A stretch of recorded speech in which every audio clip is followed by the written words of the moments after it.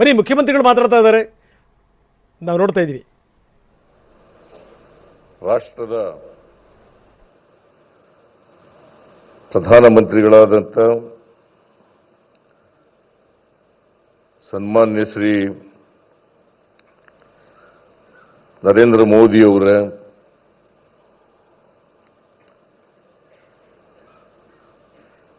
ರಾಜ್ಯದ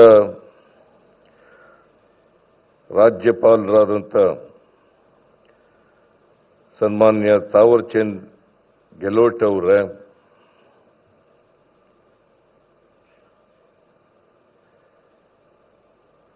ವಸತಿ ಮತ್ತು ನಗರ ವ್ಯವಹಾರಗಳ ಹಾಗೂ ವಿದ್ಯುತ್ ಸಚಿವರಾದಂಥ ಶ್ರೀ ಮನೋಹರ್ ಲಾಲ್ ಖಟ್ಟರ್ ಅವರ, ರೈಲ್ವೆ ಸಚಿವರಾದಂಥ ಹಾಗೂ ಮಾಹಿತಿ ಮತ್ತು ಪ್ರಸಾರ ವಿದ್ಯುನ್ಮಾನ ಸಚಿವರಾದಂಥ ಶ್ರೀ ಅಶ್ವಿನಿ ವೈಷ್ಣವ್ ಅವರ,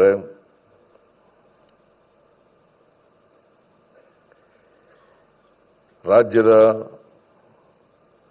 ಉಪ ಮುಖ್ಯಮಂತ್ರಿಗಳಾದಂಥ ಡಿ ಕೆ ಶಿವಕುಮಾರ್ ಅವರ,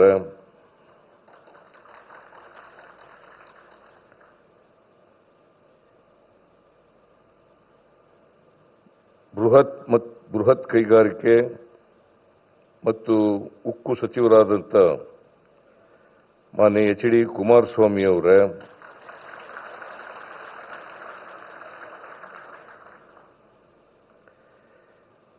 ಜಲಶಕ್ತಿ ಮತ್ತು ರೈಲ್ವೆ ಖಾತೆ ರಾಜ್ಯ ಸಚಿವರಾದಂಥ ವಿ ಸೋಮಣ್ಣ ಅವರ,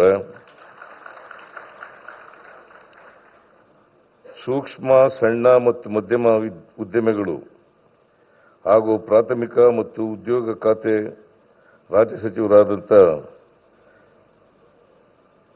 ಕುಮಾರಿ ಶೋಭಾ ಕರಂದ್ಲಾಜೆಯವರ,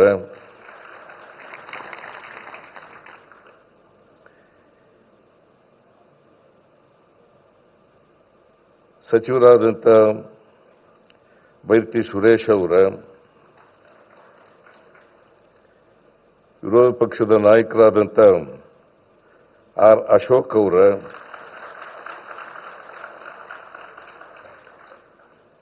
ಬೆಂಗಳೂರು ದಕ್ಷಿಣ ಲೋಕಸಭಾ ಕ್ಷೇತ್ರದ ಲೋಕಸಭಾ ಸದಸ್ಯರಾದಂಥ ಶ್ರೀ ತೇಜಸ್ವಿ ಸೂರ್ಯ ಅವರ,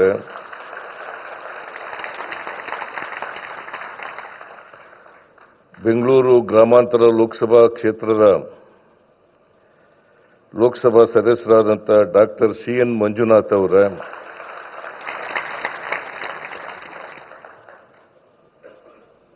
ಭಾರತೀಯ ಜನತಾ ಪಕ್ಷದ ರಾಜ್ಯ ಅಧ್ಯಕ್ಷರಾದಂಥ ಶಾಸಕರು ಆದಂಥ ಶ್ರೀ ವಿಜಯೇಂದ್ರ ಅವರ,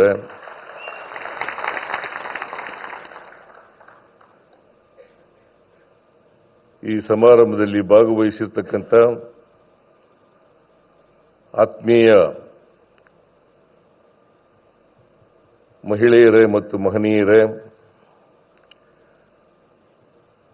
ಮಾಧ್ಯಮದ ಸ್ನೇಹಿತರೇ, ನಾನು ಮೊದಲಿಗೆ ಕರ್ನಾಟಕ ಸರ್ಕಾರದ ವತಿಯಿಂದ ಸನ್ಮಾನ್ಯ ಪ್ರಧಾನಮಂತ್ರಿಗಳಾದಂಥ ನರೇಂದ್ರ ಮೋದಿ ಅವರಿಗೆ ಬೆಂಗಳೂರಿಗೆ ಬಂದು ರೈಲ್ವೆ ಹಳದಿ ಮಾರ್ಗ ಮತ್ತು ಮೆಟ್ರೋ ರೈಲ್ 3ನೇ ಹಂತದ ಉದ್ಘಾಟನೆ ಶಂಕುಸ್ಥಾಪನೆ ಇದನ್ನು ನೆರವೇರಿಸಲಿಕ್ಕೆ ಬಂದಿರತಕ್ಕಂಥ ಸನ್ಮಾನ್ಯ ನರೇಂದ್ರ ಮೋದಿ ಅವರಿಗೆ ಸ್ವಾಗತವನ್ನು 7 ಕೋಟಿ ಕನ್ನಡಿಗರ ಪರವಾಗಿ ಬಯಸುತ್ತೇನೆ. ಹಾಗೆಯೇ ವೇದಿಕೆ ಮೇಲಿರ್ತಕ್ಕಂಥ ಎಲ್ಲ ಆಹ್ವಾನಿತ ಅತಿಥಿಗಳಿಗೆ ಕರ್ನಾಟಕ ಸರ್ಕಾರದ ಪರವಾಗಿ ಸ್ವಾಗತವನ್ನು ಬಯಸ್ತಾ ಇದ್ದೇನೆ.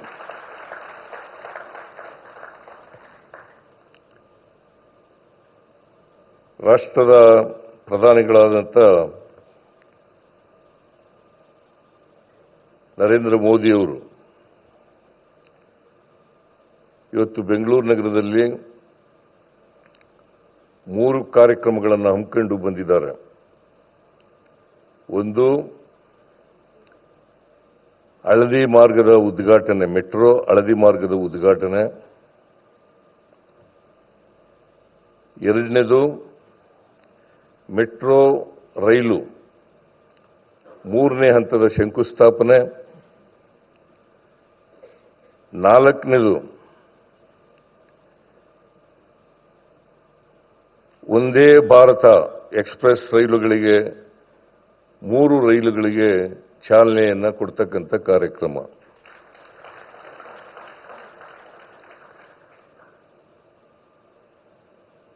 ಈ 3 ಕಾರ್ಯಕ್ರಮಗಳಿಗೆ ಇವತ್ತು ಬೆಂಗಳೂರು ಬಂದು ಆ ಕಾರ್ಯಕ್ರಮದಲ್ಲಿ ಭಾಗವಹಿಸಿ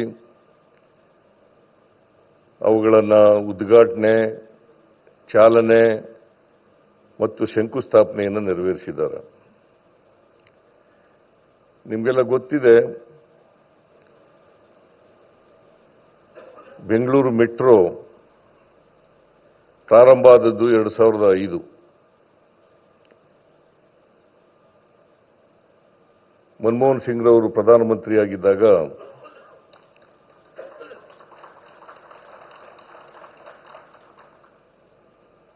ಬೆಂಗಳೂರು ಮೆಟ್ರೋವನ್ನು ಪ್ರಾರಂಭ ಮಾಡಿದರು.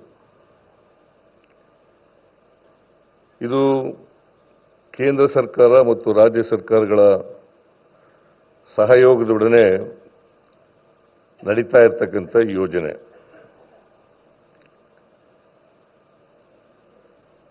ಈ 2 ಕೇಂದ್ರ ಮತ್ತು ರಾಜ್ಯ ಸರ್ಕಾರಗಳ ಒಪ್ಪಂದ ಏನಪ್ಪಾ ಅಂತಂದ್ರೆ, ಈ ಯೋಜನೆಗೆ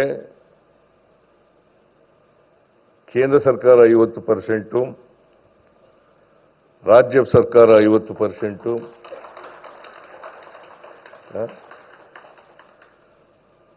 50% ಇದನ್ನ ಮಾಡಬೇಕು ಅಂತೇಳಿ, ಖರ್ಚು ಮಾಡಬೇಕು ಅಂತೇಳಿ ಒಪ್ಪಂದ ಆಗಿರ್ತಕ್ಕಂಥದ್ದು.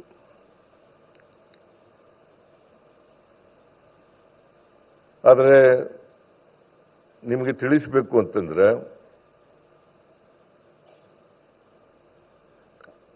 ರಾಜ್ಯ ಸರ್ಕಾರನೇ ಹೆಚ್ಚು ಖರ್ಚು ಮಾಡ್ತಕ್ಕಂಥದ್ದು.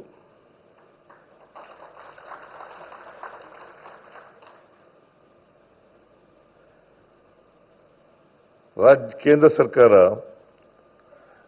ತಾಂತ್ರಿಕ ನೆರವು ಮತ್ತು ಹಣಕಾಸಿನ ನೆರವನ್ನು ಸಹಾಯ ಮಾಡುತ್ತದೆ.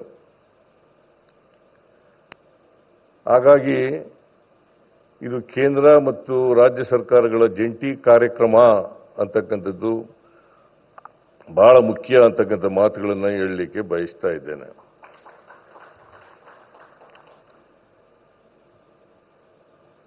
ಈಗಾಗಲೇ 96.10%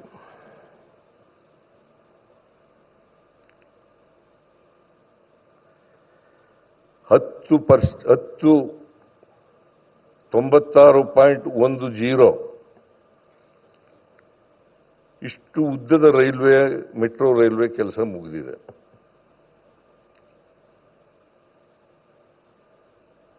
ಇದಕ್ಕೆ ರಾಜ್ಯ ಸರ್ಕಾರ ಸುಮಾರು 25,387 ಕೋಟಿ ರೂಪಾಯಿಗಳನ್ನು ಖರ್ಚು ಮಾಡಿದೆ.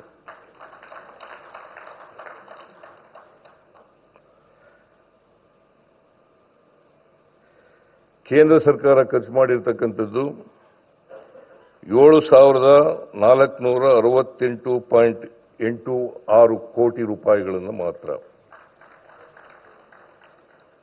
ಆದರೆ ಕೇಂದ್ರ ಸರ್ಕಾರ ಸಾಲ ಕೊಡ್ತದೆ, ಈಕ್ವಿಟಿ ಇಟ್ಟಿದ್ದಾರೆ. ನಾವು ಸಾಲ ಬಡ್ಡಿ ಸಮೇತವಾಗಿ ವಾಪಸ್ ಕೊಡಬೇಕು. ಇಲ್ಲಿವರೆಗೆ 3,987 ಕೋಟಿ ರೂಪಾಯಿಗಳನ್ನು ಮರುಪಾವತಿ ಮಾಡಿದ್ದೇವೆ.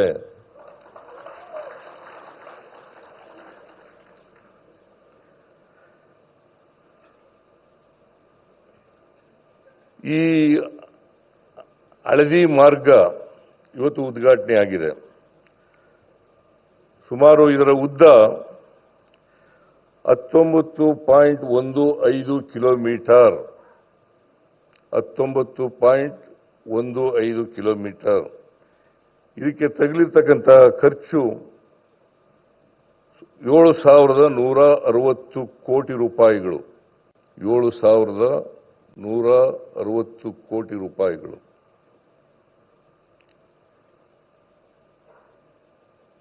ಇದರಿಂದ ಸುಮಾರು 3.5 ಲಕ್ಷ ಪ್ರಯಾಣಿಕರು ಪ್ರತಿ ದಿನ ಟ್ರಾವೆಲ್ ಮಾಡಲಿಕ್ಕೆ ಸಾಧ್ಯ.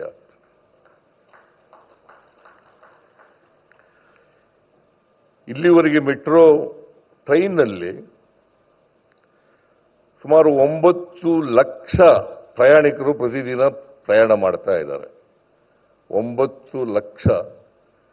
ಈ ಹಳದಿ ಲೇನು ಇವತ್ತು ಏನು ಉದ್ಘಾಟನೆ ಆಗಿದೆ, ಇದು ಸೇರ್ಕೊಂಡ್ರೆ 12.5 ಲಕ್ಷ ಪ್ರಯಾಣಿಕರು ಮೆಟ್ರೋನಲ್ಲಿ ಹೋಗ್ಲಿಕ್ಕೆ, ಪ್ರಯಾಣ ಮಾಡಲಿಕ್ಕೆ ಸಾಧ್ಯ ಆಗ್ತದೆ. ಇದರ ಉದ್ದೇಶ ಏನಪ್ಪಾ ಅಂತಂದ್ರೆ,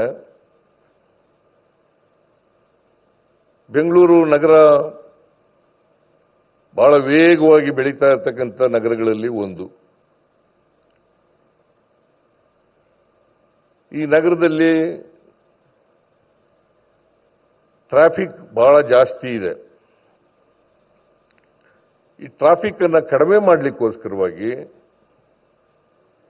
ಹೆಚ್ಚು ಜನರು ಮೆಟ್ರೋ ರೈಲ್ನಲ್ಲಿ ಪ್ರಯಾಣ ಮಾಡಲಿ ಅಂತೇಳಿ ಈ ಮೆಟ್ರೋವನ್ನ ನಾವು ಯೋಜನೆಯನ್ನ ಜಾರಿಗೆ ತರ್ತಾ ಇರ್ತಕ್ಕಂಥ ಕೆಲಸವನ್ನು ಮಾಡ್ತಾ ಇದ್ದೀವಿ. ಇದನ್ನ ಹಳದಿ ಮಾರ್ಗ ಉದ್ಘಾಟನೆ ಆಗಿದೆಯಲ್ಲ, ಇದರಿಂದ ನಮಗೆ ಟ್ರಾಫಿಕ್ ಸ್ವಲ್ಪ ಕಡಿಮೆ ಆಗ್ತದೆ. 2030ನೇ ಇಸ್ವಿಗೆ 220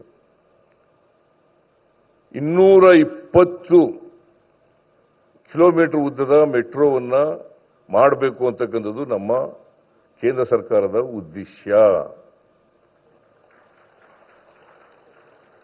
ಅದು ಆದರೆ 30 ಲಕ್ಷ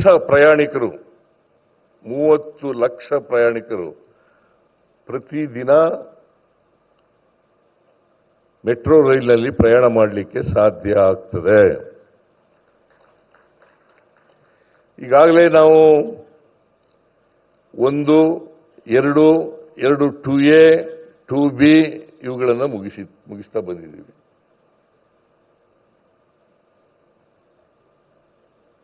ಮೂರನೇ ಹಂತಕ್ಕೆ ಇವತ್ತು ಶಂಕುಸ್ಥಾಪನೆ ಆಗಲಿದೆ.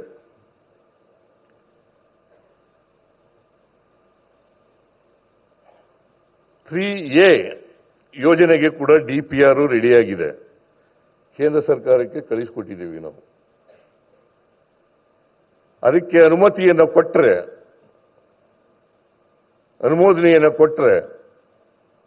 ಅದನ್ನು ಕೂಡ ಶುರು ಮಾಡಲಿಕ್ಕೆ ಸಾಧ್ಯ ಆಗ್ತದೆ.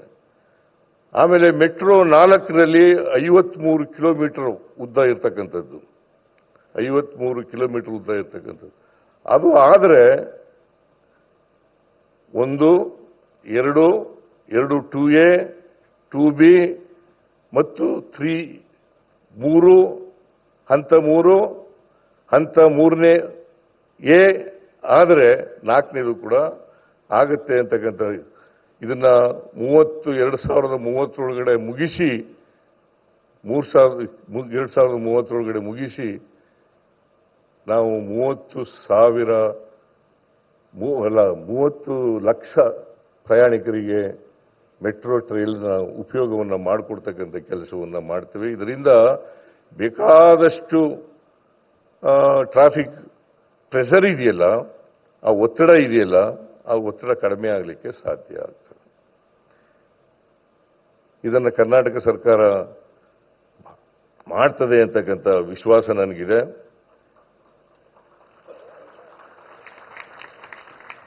ಆಮೇಲೆ ಇವತ್ತು ಇದೇ ಸಂದರ್ಭದಲ್ಲಿ ಬೆಂಗಳೂರಿಂದ ಬೆಳಗಾವಿಗೆ ಟ್ರೈನ್ ಕೂಡ ಒಂದೇ ಭಾರತ್ ಎಕ್ಸ್ಪ್ರೆಸ್ ರೈಲು ಆಗಿದೆ. ಅದನ್ನು ಕೂಡ ಇವತ್ತು ಚಾಲನೆ ಮಾಡ್ತಕ್ಕಂಥ ಕೆಲಸವನ್ನು ಮಾಡಿದ. ಇನ್ನೂ ಒಂದು ಅಮೃತ್ಸರದಿಂದ ಶ್ರೀ ಮಾತಾ ವೈಷ್ಣವ ದೇವಿ, ಆಮೇಲೆ ನಾಗ್ಪುರದಿಂದ ಪುಣೆವರೆಗೆ 3 ಒಂದೇ ಭಾರತ್ ಎಕ್ಸ್ಪ್ರೆಸ್ ರೈಲುಗಳಿಗೆ ಪ್ರಧಾನಮಂತ್ರಿಗಳು ಚಾಲನೆಯನ್ನು ನೀಡಿದ್ದಾರೆ. ಇದರಿಂದ ಹೆಚ್ಚು ಅನುಕೂಲ ಆಗ್ತದೆ ಅಂತಕ್ಕಂಥ ಮಾತುಗಳನ್ನು ಈ ಸಂದರ್ಭದಲ್ಲಿ ಹೇಳಲಿಕ್ಕೆ ಬಯಸ್ತಾ ಇದ್ದೇನೆ. ಆದರೆ ಒಂದು ನಮ್ಮ ರಾಜ್ಯನೂ ಕೂಡ ಹೇಗೆ ಮಹಾರಾಷ್ಟ್ರ ಮತ್ತು ಗುಜರಾತ್ ರಾಜ್ಯಗಳಿಗೆ ಹೆಚ್ಚು ಒತ್ತು ಕೊಡ್ತೀರಿ, ಹಾಗೆಯೇ ಕರ್ನಾಟಕಕ್ಕೂ ಒತ್ತು ಕೊಡಬೇಕು ಅಂತಕ್ಕಂಥ ಮನವಿಯನ್ನು ಪ್ರಧಾನಮಂತ್ರಿಗಳಲ್ಲಿ ಮಾಡಲಿಕ್ಕೆ ಬಯಸ್ತಾ ಇದ್ದೀನಿ. ಏನು ನಗ್ತಾ ಇದ್ದಿಲ್ಲ